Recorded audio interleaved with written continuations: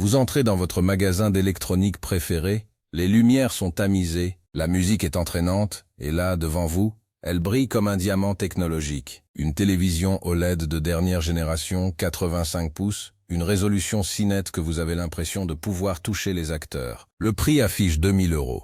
Mais le vendeur vous sourit et vous dit qu'avec la promotion actuelle, elle est à vous pour 1500.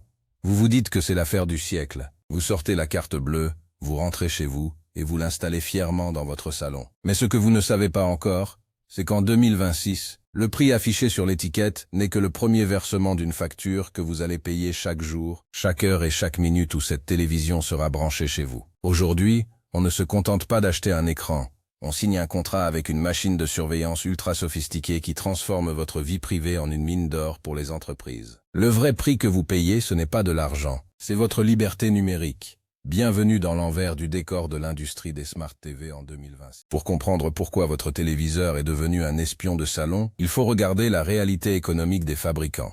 Dans les années 2010, vendre une télé était simple. Samsung, LG ou Sony fabriquaient un objet, le vendaient avec une petite marge, et c'était fini. Mais aujourd'hui, le marché du matériel pur est saturé. La concurrence est si féroce que la marge de profit sur la vente physique d'une télévision est parfois proche de zéro. Parfois même, les marques vendent l'appareil à perte pour être sûres que vous choisissiez leur modèle plutôt que celui du voisin. Pourquoi accepteraient-elles de perdre de l'argent? Parce qu'elles savent que dès que vous allez connecter votre télé au Wi-Fi, vous devenez un produit. En 2026, votre téléviseur n'est plus une télévision. C'est un panneau publicitaire interactif et un capteur de données biométriques dissimulé dans un bel emballage. Le premier secret de ce prix caché, c'est ce qu'on appelle la reconnaissance automatique de contenu, ou ACR. C'est une technologie qui capture des empreintes numériques de ce qui s'affiche sur votre écran, que ce soit un film sur Netflix, un jeu vidéo sur votre console, ou même une vidéo personnelle que vous diffusez depuis votre téléphone. La télé analyse ces images en temps réel et les envoie au serveur de la marque. Pourquoi? Pour savoir exactement ce que vous regardez, quand vous le regardez, et pendant combien de temps. Ces données valent des milliards. Si la marque sait que vous regardez beaucoup de documentaires sur la cuisine, elle va vendre cette information à des annonceurs qui vont bombarder votre interface de publicité pour des ustensiles de cuisine ou des services de livraison de repas. Vous pensiez avoir acheté un objet passif. Vous avez en réalité invité un analyste marketing permanent dans votre canapé. Mais en 2026, cela va beaucoup plus loin. Avec l'intégration massive de l'intelligence artificielle directement dans les processeurs des téléviseurs, la surveillance est devenue active. Vous avez remarqué ces petites webcams intégrées ou ces micros ultra sensibles pour les commandes vocales? Les fabricants jurent que c'est pour votre confort, pour que vous puissiez changer de chaîne d'un simple geste ou d'un mot. La réalité est plus nuancée. Ces systèmes analysent vos expressions faciales pour savoir si vous aimez une publicité ou si vous vous ennuyez devant un programme. Ils captent les bruits d'ambiance de votre foyer pour déterminer combien de personnes sont dans la pièce. Si votre télé entend des bruits d'enfants, elle adaptera les publicités pour proposer des jouets. Si elle détecte une dispute ou une discussion sur un voyage, attendez-vous à voir des billets d'avion apparaître sur l'écran d'accueil le lendemain. C'est ce qu'on appelle le ciblage contextuel profond, et c'est le moteur secret de la rentabilité des marques aujourd'hui. Le deuxième prix caché, c'est l'obsolescence logicielle planifiée. En 2026, une télévision est un ordinateur complexe avec un système d'exploitation. Comme votre téléphone, elle a besoin de mise à jour. Mais les marques ont découvert un moyen génial de vous faire racheter du matériel. Elles cessent de mettre à jour les applications populaires comme Disney+ ou YouTube sur les modèles qui ont plus de 3 ans. Soudain, votre télé à 2000 € devient bête.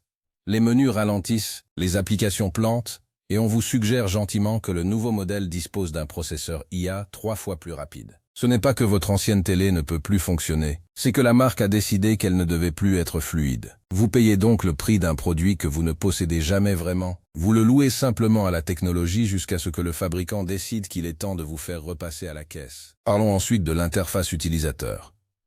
Avez-vous remarqué à quel point il est devenu difficile de simplement regarder la télévision hertzienne ou d'accéder à vos propres fichiers?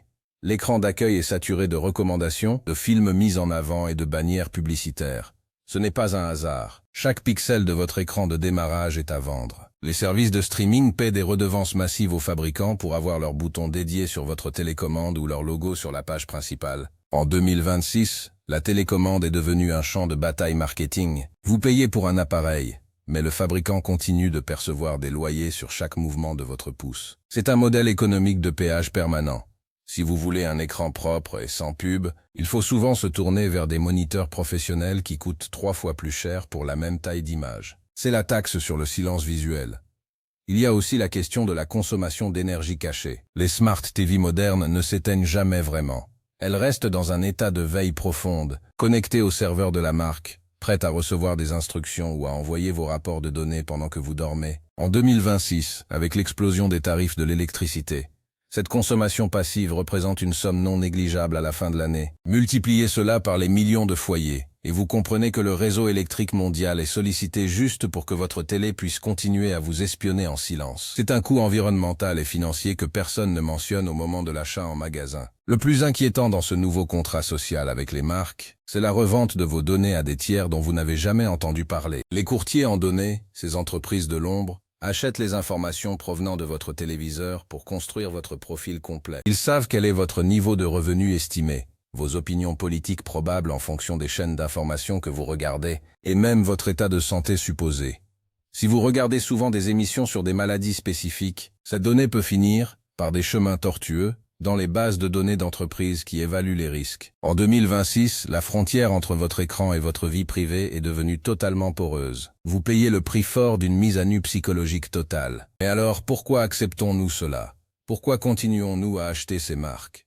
Parce que le confort est une drogue puissante. On adore l'idée que la télé nous comprenne, qu'elle nous suggère le film parfait pour notre soirée, et que l'image soit sublime à un prix qui semble abordable. Les marques ont réussi le coup de maître de nous faire payer pour notre propre surveillance en emballant le tout dans une expérience de divertissement irrésistible. Elles utilisent des algorithmes de dopamine pour nous garder engagés, nous proposant sans cesse du nouveau contenu pour s'assurer que l'écran reste allumé le plus longtemps possible. Plus vous regardez, plus elles gagnent d'argent, et plus vous payez ce coût invisible de votre temps de cerveau disponible. Un autre aspect méconnu est le coût de la réparation. En 2026, les télévisions de marque sont conçues comme des blocs monolithiques impossibles à ouvrir ou à réparer. Si un simple condensateur à 2 € lâche sur la carte mère, le technicien vous dira qu'il faut changer tout le panneau arrière, ce qui coûte 80% du prix d'une télé neuve.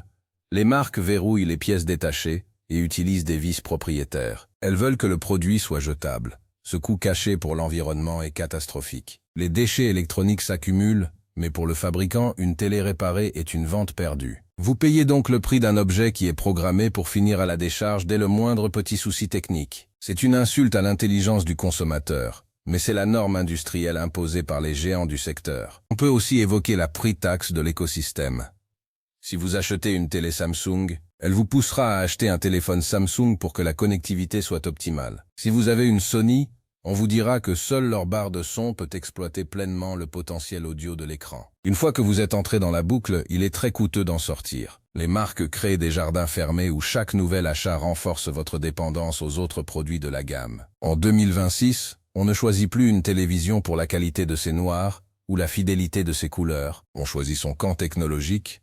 C'est un coût psychologique et financier sur le long terme car vous perdez la liberté de comparer les produits individuellement. Et que dire de l'influence sur notre comportement? En analysant ce que nous regardons, les télévisions de marque finissent par influencer ce que nous pensons. Les algorithmes de recommandation ne sont pas neutres. Ils privilégient les contenus qui rapportent le plus de revenus ou ceux produits par des partenaires commerciaux. Vous pensez avoir le choix parmi des milliers de films, mais en réalité vous êtes guidé dans un entonnoir de consommation préfabriqué. C'est une forme de manipulation douce qui a un prix immense sur notre culture et notre capacité à découvrir des choses vraiment originales. Nous sommes enfermés dans une bulle de filtrage visuel financée par notre propre argent au moment de l'achat. En 2026, certains consommateurs commencent à se réveiller. On voit apparaître des solutions pour limiter ces coûts cachés. Certains débranchent leur téléviseur d'Internet et utilisent des box externes plus respectueuses de la vie privée. D'autres bloquent les serveurs publicitaires directement au niveau de leur routeur. Mais les fabricants ont déjà prévu la parade. Sur certains modèles récents, si la télé ne détecte pas de connexion Wi-Fi pendant une semaine, elle affiche un message d'erreur persistant ou limite certaines fonctions de base, prétextant une mise à jour nécessaire. La pression est constante. Vous avez payé pour l'appareil, mais vous devez obéir à ces règles pour qu'il daigne fonctionner. C'est une inversion totale du rapport entre l'outil et l'utilisateur. Il est aussi fascinant de voir comment les rayons des supermarchés sont organisés pour masquer cette réalité. Les télévisions les plus intelligentes, et donc les plus intrusives, sont placées à hauteur d'yeux, avec des démos éclatantes qui cachent les menus bourrés de publicité. Les modèles plus simples, s'ils existent encore, sont relégués dans les coins sombres du magasin. Le marketing de 2026 ne vend plus un produit, il vend une expérience connectée. C'est un terme codé pour dire que vous allez être surveillé. Et le pire, c'est que même si vous lisez les conditions générales d'utilisation, elles sont tellement longues et complexes qu'il faudrait des jours pour comprendre exactement à quoi vous consentez. Les marques comptent sur votre fatigue et votre impatience pour valider votre propre exploitation. Le prix caché, c'est aussi la dégradation de la qualité de construction cachée sous des chiffres rutilants. Les fabricants annoncent des résolutions 8K ou 16K, mais ils font des économies sur les composants de puissance, sur le refroidissement et sur la qualité des plastiques. Une télé de 2026 pèse souvent la moitié du poids d'un modèle d'il y a 10 ans. On vous vend de la sophistication logicielle pour masquer une fragilité matérielle croissante. C'est une forme de tromperie technique, où l'on brille à l'extérieur pour mieux cacher la misère à l'intérieur. Vous payez pour une Formule 1 dont le moteur est fait de carton-pâte. Pourtant, il existe une alternative, mais elle demande un effort. Cela s'appelle la sobriété numérique. Acheter un écran professionnel, sans aucune fonction M-Smart, y brancher un petit ordinateur ou une box dont on contrôle le système d'exploitation, et utiliser des logiciels libres pour gérer ces médias. C'est plus compliqué, c'est parfois un peu plus cher au départ, mais au moins, vous possédez l'objet. L'objet ne vous possède pas. En 2026, la vraie résistance consiste à refuser d'être le produit. C'est reprendre le pouvoir sur son salon et sur son temps. La prochaine fois que vous verrez une télévision de marque en promotion à un prix défiant toute concurrence, posez-vous la question. Si ce n'est pas moi qui paye le prix total de cette technologie, qui le fait à ma place? Et la réponse est toujours la même. C'est l'annonceur qui paye la marque pour avoir accès à votre cerveau. Ce n'est pas une promotion, c'est une prime de recrutement pour que vous entriez dans leur système. Le vrai prix de votre télé, c'est la fin du sanctuaire que représentait autrefois votre foyer de toute influence commerciale extérieure. Chaque fois que vous allumez cet écran de marque, vous ouvrez une porte à des milliers d'entreprises qui veulent une part de votre vie. Dans les secrets de supermarché, on sait que l'emplacement des produits et les promotions sont calculés au centime près. Mais pour l'électronique de 2026, le calcul est encore plus précis. Ils savent que sur une période de 5 ans, les données qu'ils vont extraire de vous valent entre 3 et 4 fois le prix d'achat du téléviseur. Voilà la réalité. La télé n'est que l'hameçon. Et vous êtes le poisson que l'on va vider de ces données pendant des années. C'est une industrie de l'extraction mentale. Et le pire, c'est que nous avons appris à aimer ce piège parce qu'il affiche de jolies couleurs en haute définition. Il est temps de voir au-delà des pixels. Il est temps de comprendre que chaque service gratuit ajouté à votre téléviseur est une nouvelle chaîne à votre pied numérique. En 2026, être un consommateur averti ne signifie plus savoir lire une fiche technique, cela signifie savoir lire un modèle économique. Ne vous laissez plus éblouir par le marketing. La vraie qualité d'un écran, ce n'est pas seulement son contraste ou sa luminosité. C'est son respect pour la personne qui est assise devant. Et aujourd'hui, les grandes marques ont abandonné ce respect depuis bien longtemps au profit de la rentabilité par la donnée. Alors la prochaine fois que vous passerez devant ce mur d'écran géant au magasin, rappelez-vous que derrière chaque image magnifique se cache un algorithme qui vous observe. Le prix que vous payez n'est pas sur l'étiquette. Il est dans votre vie privée, dans votre liberté de choix, et dans votre future facture d'électricité. Ne soyez pas seulement un spectateur, soyez un utilisateur conscient, parce qu'en 2026, l'écran vous regarde autant que vous le regardez. Et ce regard-là a un prix que personne ne devrait être prêt à payer sans réfléchir. Le marché de l'occasion devient d'ailleurs un refuge pour ceux qui détestent cette intrusion. Les vieux modèles de 2018 ou 2019, encore robustes et moins intelligents, s'arrachent parfois à prix d'or. Pourquoi ? Parce qu'ils sont encore des outils passifs. Ils font ce qu'on leur demande et rien de plus. C'est l'ultime ironie de notre époque. On est prêt à payer plus cher pour une technologie moins avancée simplement pour avoir la paix. Les fabricants l'ont bien compris et commencent même à introduire des abonnements premium sans pub pour votre propre téléviseur. C'est le comble du cynisme. On vous fait payer pour désactiver une fonction d'espionnage qu'on vous a imposée sans votre avis. Ce voyage dans les coulisses de l'électronique de 2026 nous montre une chose. La technologie n'est jamais gratuite. Si vous ne voyez pas le coût, c'est que vous êtes la monnaie d'échange. Dans les rayons des supermarchés spécialisés, le secret le mieux gardé n'est pas la marge sur le produit, c'est la valeur de la connexion. Chaque télé vendue est un nouveau nœud dans un réseau mondial de surveillance commerciale. Restez vigilants, car votre salon est devenu le champ de bataille le plus rentable de la planète pour les géants de la tech. La prochaine fois que vous achèterez une télé de marque, n'oubliez pas d'emporter votre esprit critique en même temps que votre garantie. Car en 2026, le divertissement a un visage caché, et il n'est pas toujours très beau à voir de près. En fin de compte, la télévision est le reflet de notre société de consommation ultra connectée. Elle est brillante, séduisante et pleine de promesses.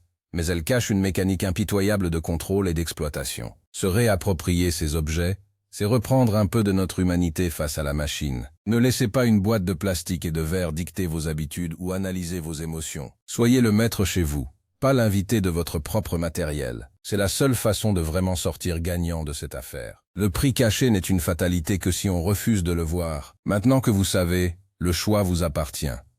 Regardez bien, car l'écran s'allume et il n'attend que vous pour commencer sa collecte. Bonne chance dans la jungle technologique de 2026.